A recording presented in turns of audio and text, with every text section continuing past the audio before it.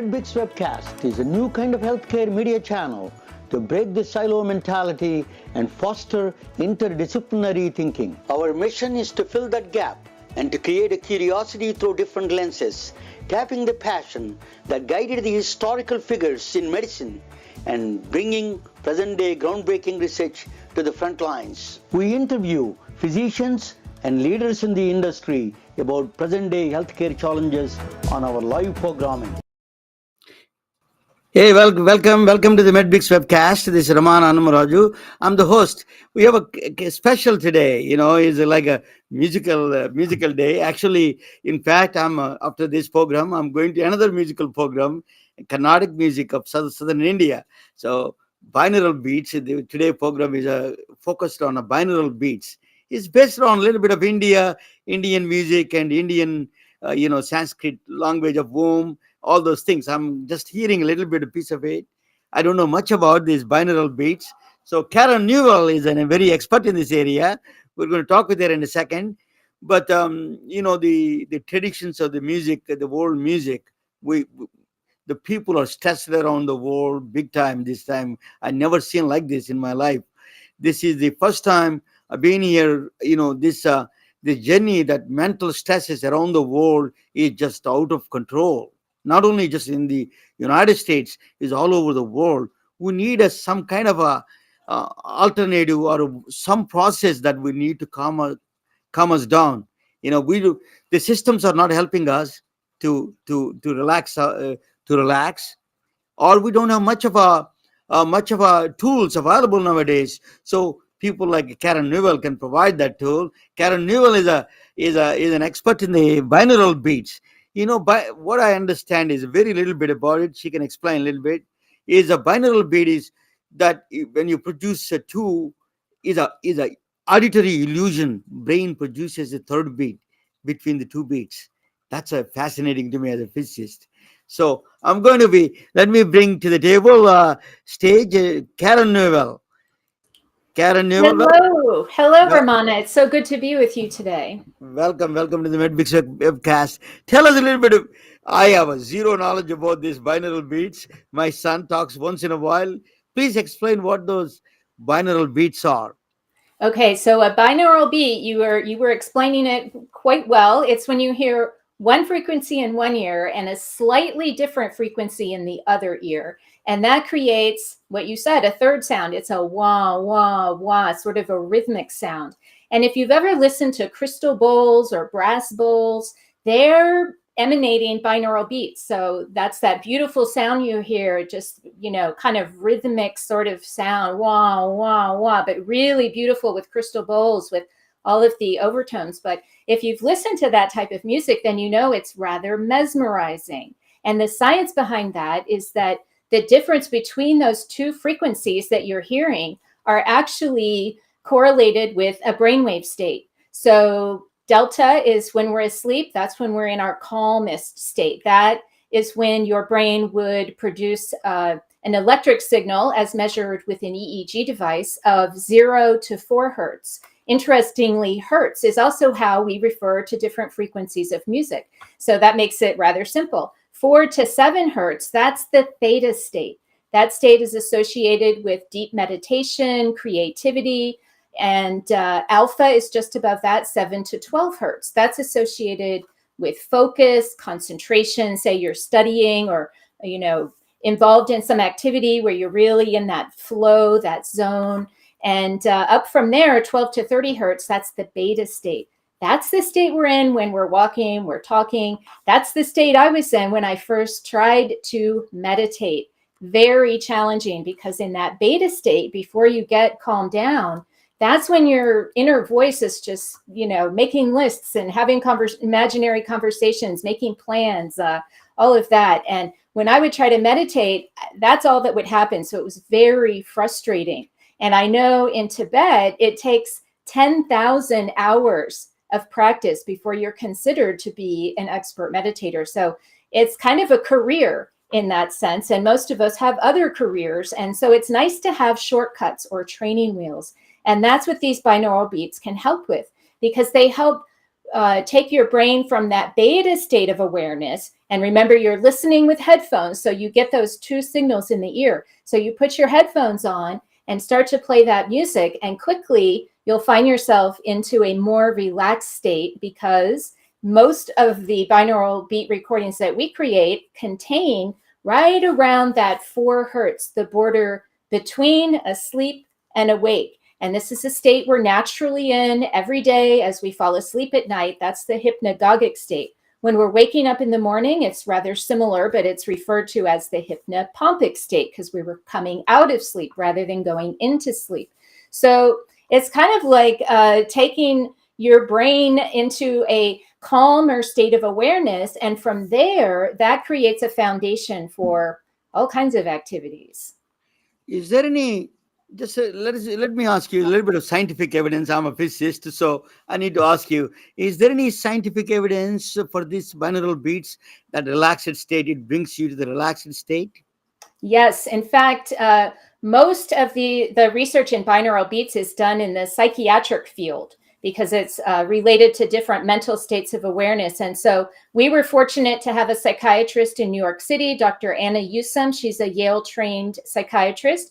She was also very interested in spiritual health, more beyond mental health. But at any rate, she did a pilot study in her psychiatric practice, and she had people listen to our recordings for about 2 weeks as a daily activity. And she had them fill out the state trait anxiety inventory. That's a standard form that's used in psychiatric research for measuring levels of anxiety, both state anxiety, when you're in certain situations and you might feel anxious, or trait anxiety, which is you're just anxious all the time. That's who you are. And when she did this study, she found that anxiety was reduced by 26% after just 2 weeks of listening. Now, her control group, those were her psychiatric patients who were just getting their regular therapy, but not listening to the music in their free time. And they saw just a 7% reduction in anxiety. So that was a 19% increase in decreased anxiety just by adding these recordings to your daily kind of activities. Are there any research universities or research institutions like NIH and National Institute of Health or National Institute of Mental Health? Are they doing any kind of work on this area? Sound as a therapy, so music as a medicine, kind of a concept that are they doing? A lot of universities are doing this research on this one? I believe universities are studying music in general. Certainly, for example, in the hospice setting where people are dying, there will be people playing harps and all kinds of things that they study. And Alzheimer's, they study how music affects Alzheimer's memories. If you hear music from your childhood, suddenly you're alive. I know just from looking at all of the binaural beat studies out there that there's many of them. Many, many people have studied binaural beats. I'm not sure of a specific university who has made that a priority, however. But if you search binaural beat research, there's all kinds of research about mostly mental health, depression, anxiety, focus, concentration, for issues like ADD or ADHD. I wish more people would study it. That would be a wonderful thing to study. And the effects are rather immediate. And so it's something that everyone responds to in a unique way. And so there's a very wide range of responses, but I think it would be really nice to get some more statistics on kind of the general trends. You said that one of the common applications you were just mentioning about sleep. So what are the applications you use this kind of a binaural beats, sleep or relaxation? You're saying beta state to alpha state that you bring it, right? That's what you're saying. These binaural beats brings from a beta state to alpha state, which is a lower frequency. That is what everybody seeks nowadays because we are all stressed out. So exactly. What are just tell us a little bit of common applications that you think of. These, where do you use them, and what kind of people that they need these kind of things? Just to give us a little bit. Well, certainly insomnia is one of the most common ailments that many of us suffer from. I'm one of those people who have trouble with insomnia. And I spent about 2 years when I lived on this street corner where there was a traffic light and all kinds of traffic going on. every single night I would listen to binaural beats over speakers, and I was able to sleep. And so again, everyone's unique. They're going to respond in different ways, but many, many, many of our listeners have found relief from insomnia. And some people have used them, as I said, to reduce anxiety, depression, and things like that. But there are some other interesting applications that people have used. For example, there was a woman in I think it was the Netherlands, and she was blind, and she had all kinds of trouble with anxiety walking around out in the world. She had a cane. Sometimes people would be with her, but she would still occasionally run into a sign, something that was higher, that her cane wouldn't detect.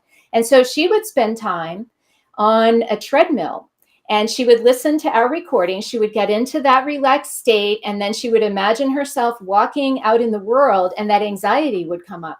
And then as she was listening, she was just calm herself down, find that state again, and say, no, it's all okay. And after a time, the anxiety about walking out in the world decreased significantly. And she wrote to me very excited about this. And we had another guy. I always encourage people to experiment because you just never know. But he had chronic neuropathy, and he would listen to one of our recordings all throughout the day. He would wear earbuds, but the volume was very, very low so that he could do his activities. But somehow this reduced the pain of his neuropathy. And so all kinds of creative ways that people have used the recordings. People use them to kind of change their limiting belief systems, for example. That theta state, alpha and theta, are really useful for that. So, for example, an example I like to use is that time when I first tried to meditate and I couldn't do it. And I would tell myself, oh, I'm just one of those people who can't meditate. So I was telling myself, you can't do this. And by changing that inner talk to, no, you can do this, I can meditate, I sort of changed my belief system while I was listening to the recordings. And at first I didn't think of it as meditation, but once you're able to hold that quiet focus inside, you're achieving meditation. And of course, that's something that universities all over have studied, especially, forget the exact university in Wisconsin, who was originally motivated by the Dalai Lama himself, who wanted to know what is the science behind all of these effects that we're feeling, and how wonderful that he did that, because it used to be so amorphous. We didn't understand, and having data really helps, especially the Western mind, to grasp these kinds of concepts. He gave a long list of kind of medical conditions. Insomnia is one of them. It's the whole world is suffering from, not just you and me. We all have the problems everywhere. So, what this music? If you hear this kind of, is a precursor to. If I want to do meditations, for example, it's a great precursor to the meditation, right? I mean, you start with the music, and then you can get into the calm state, and then you can follow other things. Otherwise, our monkey brains don't follow. Is just that don't follow any kind of thoughts, go everywhere. So this kind of things will bring you down to the calm state. Is that right? If I understand That's you? correct. And that's why I refer to them as training wheels. Like on a bicycle, you add 2 small wheels while you're trying to learn so that you don't fall off, right? And they're very helpful at helping you learn to balance. And so these types of recordings with binaural beats, especially from Sacred Acoustics, because those are the ones I'm most familiar with, they can help people get into those states more easily. And as we all learn the benefits of meditation, it really behooves all of us to learn how to do that. In some cultures, it's just natural. You grow up knowing how to do it. And in the West, we do not. We think it's exotic and strange and unusual. Some of us, not myself, but some of us think it's even dangerous. But you really need to try it for yourself to find out how you respond and what your kind of inclination for this could be. But once you establish this practice and you're able to get into these calmer states, then you can start to really know yourself as more than just your physical body, because there's a non-physical part of you that can only be known by going within, by learning what is behind those racing thoughts that are constantly going on. Well, there's something behind that, and it's called many things. One way we refer to it as the inner observer. It's sort of a neutral part of yourself that's there all the time. It's the part of you that notices when you're meditating that your mind has wandered. Some part of you suddenly realizes you're thinking about something else and you're no longer focused. That's your inner observer. And your inner observer is neutral. And that's why it can be so useful, because once you have this awareness of the inner observer, it can start to serve you in ways that help you in your daily life. Say you're having a contentious conversation with someone and you're kind of just reacting and losing control of your emotions or whatnot. If your inner observer is active, it can kick in and suggest to you, perhaps you might consider, changing your tack here. And it's happened for me, and it saved me from embarrassment and, allowing myself to say things that I would have regretted later. And it only comes from this kind of regular practice. And when you do this, you just start to notice it more in your daily life. So I know when I first learned about meditation, I thought it was something you did by yourself in a cave, you withdrew from society. But actually, what I've learned is the meditation skills that I have learned have helped me in my daily life. It's not at all about withdrawing from society, but a better ability to manage your thoughts and your emotions as you go through all of your interactive relationships. Karen, I will try to play, see that if you can hear that, so I'm trying to play this music and see.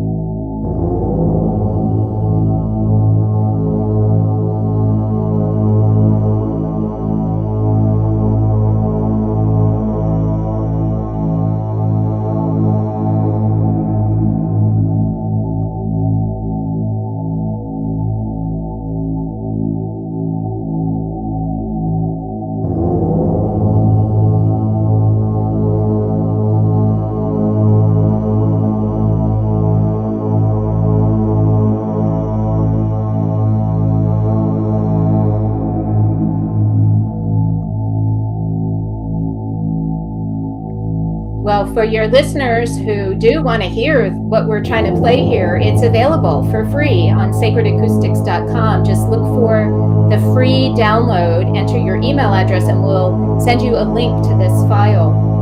Because honestly, you can't understand it until you try it for yourself. And again, headphones are very useful because if you're using your phone, you're just hearing one stereo signal mixed into one channel. And laptops and computers, unless you're really well technically equipped, aren't going to, give you the type of sound. So please do go try that free recording and see for yourself.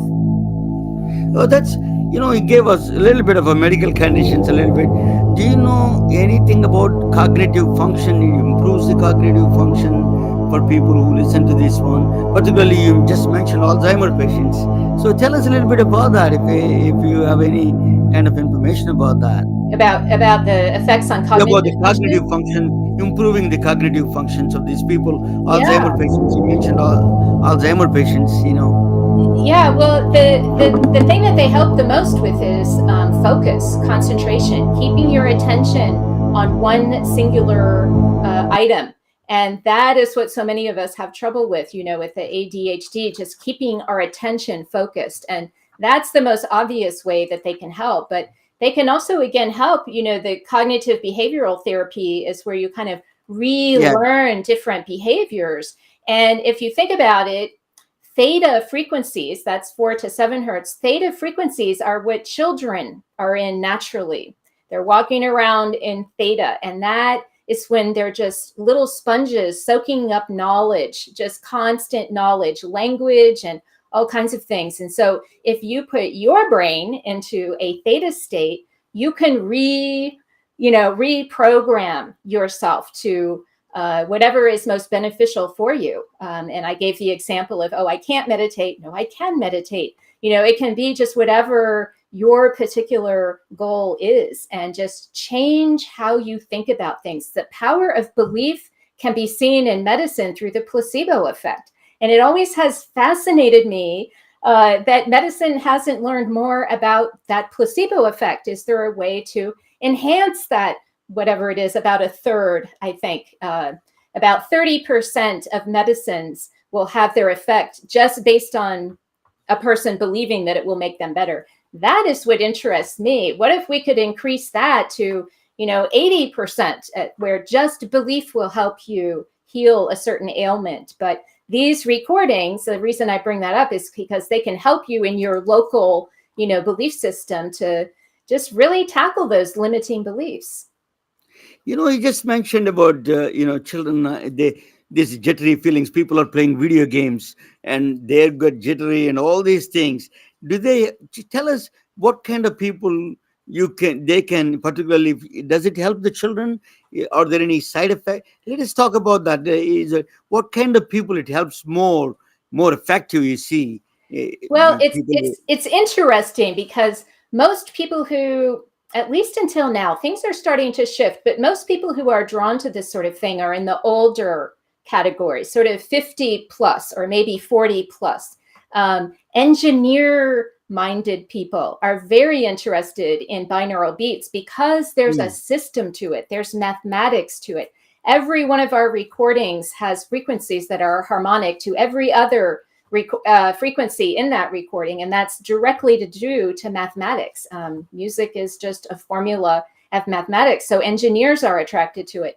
But lately, more and more younger people are becoming Hmm. interested in this, and this excites me to no end, because the way we really bring change to our world is through the younger generations bringing the ideas forward into our new leadership, our new companies that are going to be created, and so on. And so even children, I know this firsthand because I have two grandchildren, one who is 6, very interested in video games, as you say, but he also is interested in meditation because children's programming seems to be kind of bringing that up. And so he'll sometimes say to his mother, who's my daughter, he'll say, "Oh, Mom, I need a timeout." And he'll go to his room and sit there with his 2 hands on his knees, cross-legged, and just kind of sit still with himself. And my daughter is just now starting to, or not just now, she's been for a while using these recordings to help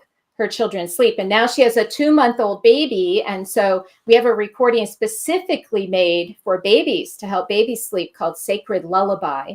And it really is effective. I've seen it for myself. But we had a child many years ago when we first started, maybe about 8 years ago, and she had a lot of behavioral issues. She was always acting out, temper tantrums, and she was a little older, around 8 or 9, where kids usually grow out of that kind of thing and learn that self-management.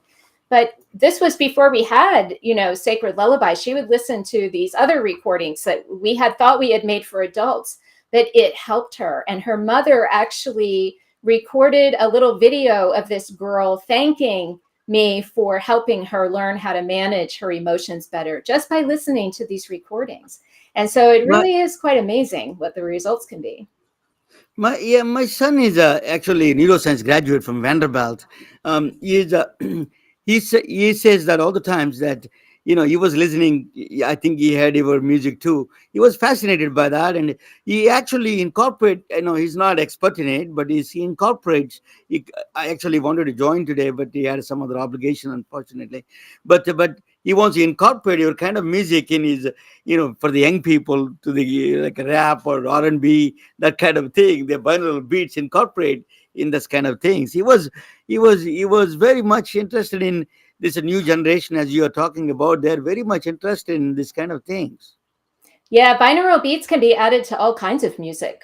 Are there any specific binaural beats you use for different people, or everything is common for you have a common things, or different beats you use different people? Just tell us a little bit specific to the person that you design. Yeah, well, there's all kinds of different people that we designed for. One, we designed, our audio engineer created a very special, specific recording for his wife while she was in childbirth, natural childbirth. They had a birthing tub that they put in their 3rd floor Manhattan apartment and played this music, and it was so beautiful. It kept everyone in the room calm during childbirth, especially the mother-in-law, the mother of the mother. And so we made that available to our listeners. It's called Cosmic Womb. And I actually gave it to an OB obstetrician. And he started giving it to his patients. But he loved it so much, he would listen to it in his office while he was doing all of his notes. So that we created especially for that. We have another recording we made. It's called Low Band Pi Trance. That was created for a very specific movement exercise. So if people do Qigong or Jiu-Jitsu or I'm not sure exactly of all the kind of meditative martial arts there are and different types of energy movement, but this recording can be used for any of this type of movement. So lots and lots of flexibility. Another thing that sometimes people find happens, which might alarm some people, but others are actually seeking this sort of experience, and that is an out-of-body experience where suddenly you find your awareness is no longer in your body, but is somewhere else and is maybe witnessing your body lying on the bed. In fact, that is exactly how binaural beats were originally created by Bob Monroe back in the 50s, 60s. He was a radio entrepreneur, and he was experimenting with using sound to help with learning while you're asleep. And he started having out-of-body experiences. And so he wanted to know, can I create this kind of music that helps others induce this sort of experience? And so occasionally we do have someone tell us that that's what happens. And again, some people are looking to have that type of experience. And if you're looking for it, it's less likely to happen because you have this expectation. But it's one of those activities that some people find really entertaining, or also very important in really finding out for themselves that they are more than just their physical body. And having that kind of activity certainly does give you that firsthand direct knowledge of how you can be separate from your body. And this is that part of you that I guess you could call it a soul, that non-physical part of you that exists beyond the death of the physical body. And so getting to know that part of your eternal self is really important, and was part of my motivation for wanting to learn how to do all of this. You know, Karen, I used to live in Georgia. You live in, Charlottesville, Virginia. So we're kind of a Bible belt. We live in a Bible kind of belt. Now I live in Silicon Valley.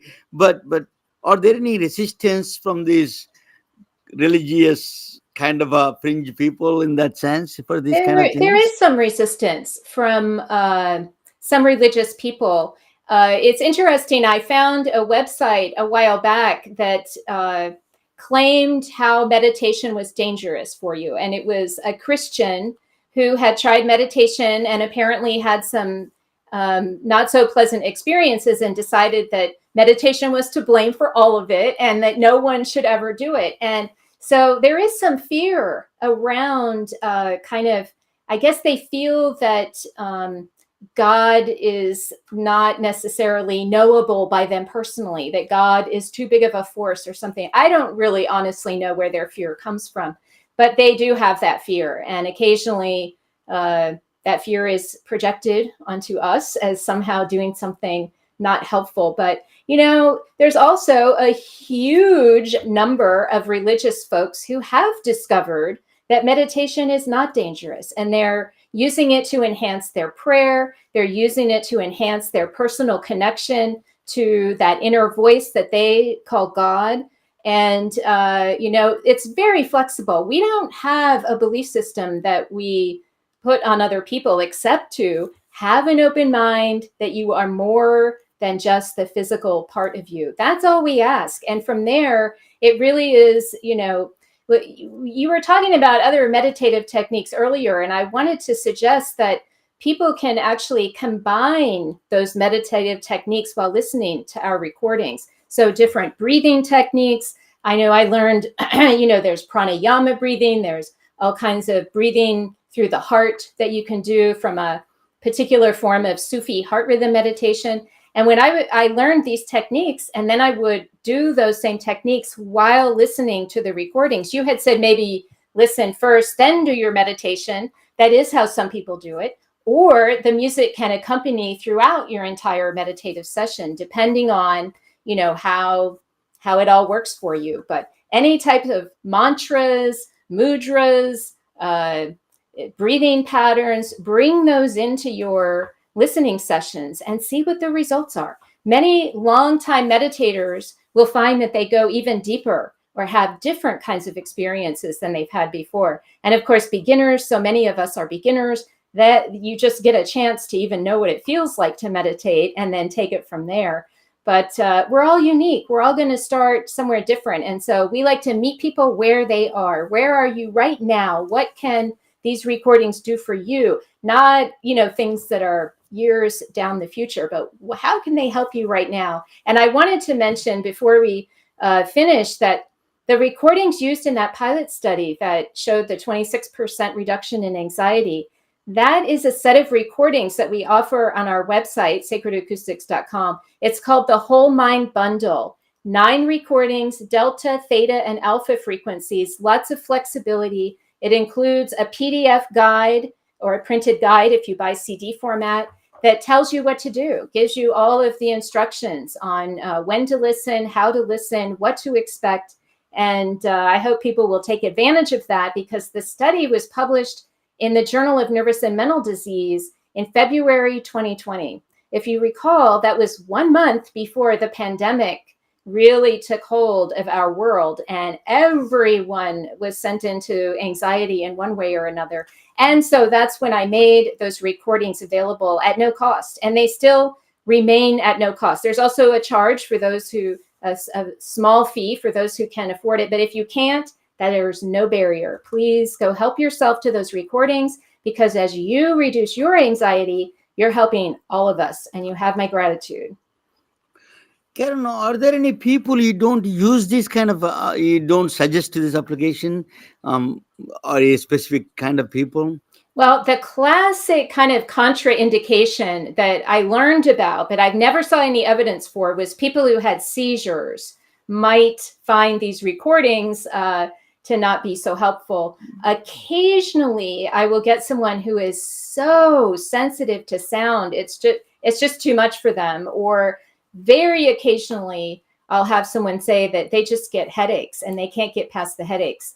And sometimes that turns out to be related to caffeine withdrawal or some other activity that people don't realize. But very occasionally, I'll say even rarely, there will be someone, they just can't handle it. But some people will listen and they'll feel a little anxious. They won't feel calm. They'll actually feel a little agitated, and they'll think, oh my gosh, the tones are making me agitated.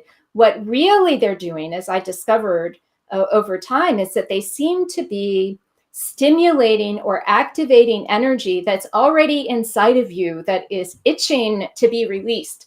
And so if you do feel kind of some discomfort or maybe some emotions, I used to cry and I would think, why, this is getting in my way. And then I realized, oh no, this is not getting in my way. This is very valuable because I can now release this emotion. And so all these kind of things can happen that might seem a little bit uncomfortable, but really in the end, they're helping you to clear any kind of residue in your system that isn't helpful, suppressed emotions from past events that were never properly processed, beliefs that aren't serving you, and so on. So, is there any headache or something like that side effect that is some people experience in this one? Very occasionally that will take place. But interestingly, I've also had people who have like migraine headaches, and the recordings make their headaches go away. Right. Yeah. And so it's really challenging to know for certain, because all of our brainwaves are different, and this is affecting our brainwave state. And I learned not so long ago that our brainwave state is as unique as fingerprints. So they can actually, take an EEG and identify someone. That's how unique we are, as a starting point. And so it's no surprise that we would all react a little differently. Karen, you are very close to good friend. He's Dr. Evan Alexander, neurosurgeon. He was mentioning last time when he appeared on my podcast. He had a cold. He said that he was in the morning. He was listening to your Sacred Acoustics, and he came back and he was just normal, and he was full of enthusiasm and energy. It did affect. I can see that it has positively affected him in that sense to come Actually, on I the show. remember that. You just caused me to remember that because he was really sick for a while, and I've known Eben for 12 years or so, and it was unusual. Remember, everyone was getting colds and stuff last fall as we were coming That's out of yeah. our cocoons, and I did Yeah. too. And yeah, he felt a lot better. He still was doing podcasts when he through all of this, and yes, that's how some people use them. I know once I had a sore throat, and I decided to listen to binaural beats, and I imagined blue, the color blue, all around my throat. And when I came out of the meditation, my sore throat was gone. So I don't want to sound like, oh, just listen to binaural beats and all your ailments will be cured. That's not the case. There's many, many different responses, but certainly healing is one of those responses, and it can happen immediate for something small or even large, but it can also take some time. So lots and lots of ways to approach this. I'm going to show you after this podcast a little bit about. I'm in Silicon Valley. The technology they want to use a virtual reality. Would you have you ever done the application with the virtual reality along with the binaural beats? Well, I have an Oculus 2, I think. So I am very sold that the kind of visual experience that the Oculus virtual reality device offers could definitely be enhanced with binaural beats. And Eben and I occasionally will run into people. One was in England, in London, maybe in 2014. Someone had developed a device that it was virtual reality, but it was rather cumbersome. You had to wear it on your body so that you could feel vibrations and stuff. They wanted you to actually feel things, not just see things. And I thought when we demoed this, I thought it could really be enhanced with some binaural beats. And so I think those applications are possible. I have not explored it. Occasionally someone will reach out to us who has those abilities, and we haven't quite found the right synergy yet, but I expect that there's a lot of potential for virtual reality. I know they use it for PTSD, so I can only imagine that it can be useful in many other sort of medical settings. Because it is both visual and auditory, both that Right. kind of illusions it creates, that is a powerful.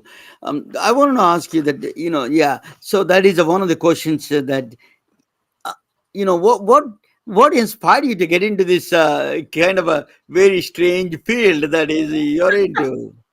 Yeah, that's a good question. Because I spent 25 years in the publishing industry. We published magazines and newspapers. So I went from the transition through desktop publishing all the way to the internet and had to learn all of that technology. So how in the world? So it was my personal explorations that got me interested in binaural beats. And it was at a workshop that I attended where I met Kevin Cossey. He's my co-founder of Sacred Acoustics. He's a mechanical and electrical engineer in Manhattan.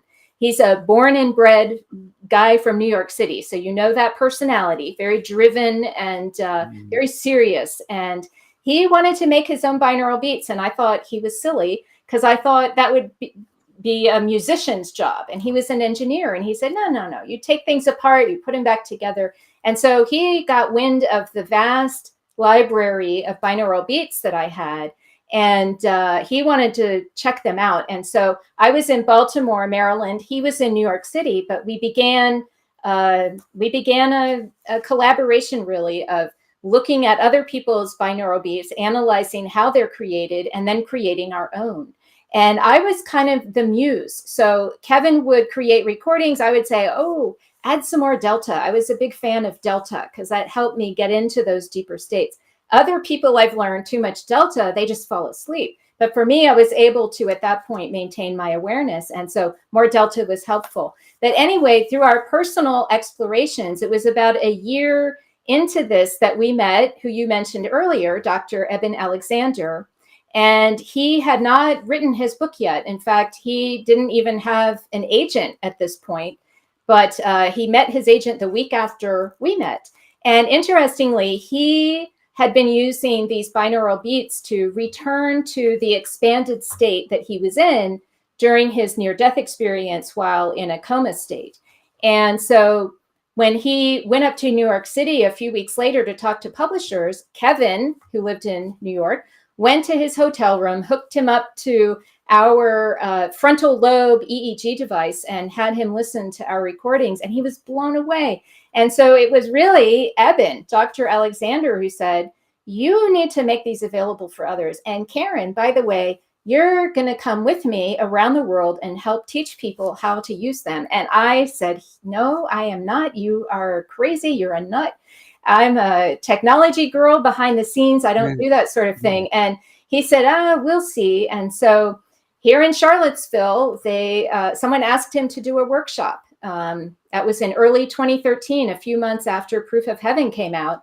And he said, come on, Karen, put my name on the flyer. You're going to come teach this workshop with me. And off we went. And so resistance is futile, especially when you're connected to Dr. Eben Alexander with a mission to really change the paradigm of our world to one that allows for consciousness as being something fundamental and not merely an illusion created by the physical body. So that's how I got into this, thanks to Dr. Alexander. Yeah, I'm a great fan of Dr. Alexander. Yeah, I want to ask you, just you were mentioning a little bit about the NDE, near-death experience. Did they use people like therapists using in a hypnosis area? Is it the binaural beats help you to recall some of the incidents, some of the things that to? Absolutely, yeah. Some people get into these states. You can. It all depends on how you're guided and what your intentions are. So once you get into these deep states, and this is with some practice, not just right away, but I've been in situations where I've gotten in contact with my council, the team of guides that apparently are helping me with my role here on Earth. I've gotten in touch with loved ones who have died, my grandmother, my stepfather. And so these kinds of things become more possible. First of all, you just have to open your mind to the fact that it is possible, that the potential is there, that this is not supernatural, but completely natural for all of us to do this. These are some of the things that can be done. I am, music as a medicine is going to be the new kind of, even the NIH and the National Institute of Mental Health also started a kind called sound health. They started it. So it is going to be the popular, your kind of things are going to be really, that I'm a physicist. When the two black holes, when we heard the first gravitational waves, the first thing that we heard was just a tone. That first they played us a tone of how the black holes merging together in the beginning of the universe. It's those kind of a very, very powerful event in the history of universe, that when they are merging they make a sound, a very strange sound, and then very short period, that's very, it reminds me a lot of binaural beats. I felt that, as a physicist, it maybe that is what I'm recalling. I think music as a medicine is a underrated, underutilized. I think it is going to be the future of the one of the therapies. Definitely has to incorporate as a practice. I have no doubts about that. And my son is teaching me, and you are now gave me a lot more information than that. So I think that. Thank you so much. It is an absolutely wonderful. I think what you're doing, and the people need this kind of a therapies all over the world. I'm not just talking about some people, particularly the children, with all the jittery feelings, playing video games. There's tensions on the social media, and then the adults, that playing, I'm in technology place. They are focused on some things, writing, coding all day, and doing that kind of things. They're in a separate zone, and then older people that they feel lonely and all. I think you tell us a little bit about all this spectrum, how you wanted to see the future of the binaural beats. Yeah, it's interesting. I was struck by that. You just said people feel lonely. And during the pandemic, we were all feeling lonely. I wasn't, because I'm an introvert, but lots of folks were really missing that interaction with everybody. And of course, I was missing seeing my family and friends and so on. But we were all disconnected. And one of the things that Evan and I did during that pandemic is that we began a series of interviews with really our colleagues who we would normally have seen, if we were attending conferences and such. And so every single time we had an interview, we would end the recording with a meditation and end the interview with a meditation. And I didn't play the music. All I did was guide people to go into their hearts, feel their hearts, and then feel that heart expand to encompass the entire earth. And when you do that, you realize that all of our hearts are intermingling at once. I was also very inspired by the work of HeartMath, who've studied the electromagnetic field of the heart. And really, our electromagnetic fields emanating from our hearts, they're constantly expanding and contracting. They're mixing with other heart fields. And so this is how we try to maintain our connection, is we would say, at 11 a.m. every day, just go into your heart, feel that love, send that love out to the universe. If you're not feeling especially strong that day, feel the love coming into your heart. Receive the love that everyone else is sending.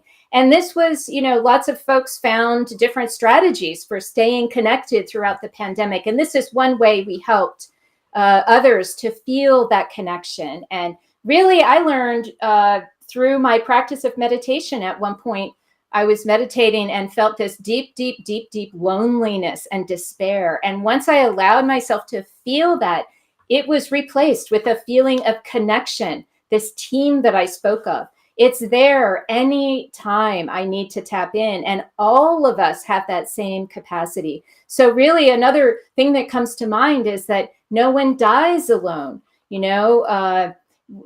People were so concerned during COVID about people being isolated in their hospital rooms and dying. But what we learned from hospice work, the work of Dr. Christopher Kerr, he's a hospice doctor in Buffalo who's done landmark prospective studies on what happens to hospice patients throughout the dying process.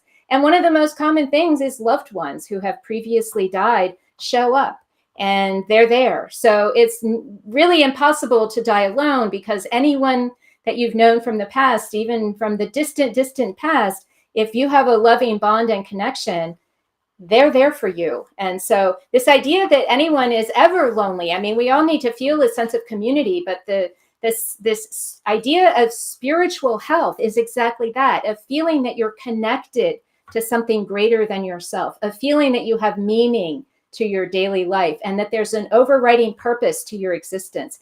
That's what we think spirituality is. It's not about a religion, but it's about knowing yourself as something more, something that is connected to others, and knowing and feeling that even if you're physically disconnected, feeling that non-physical connection can help in so many ways. And we do have people who are isolated who find our tones incredibly helpful, because some of them have developed ways to journey within their mind. And so they may be trapped in their body, they're in their home, but with their mind, they can explore the universe. And this is how they, still maintain that connection, even though they're, rather physically limited.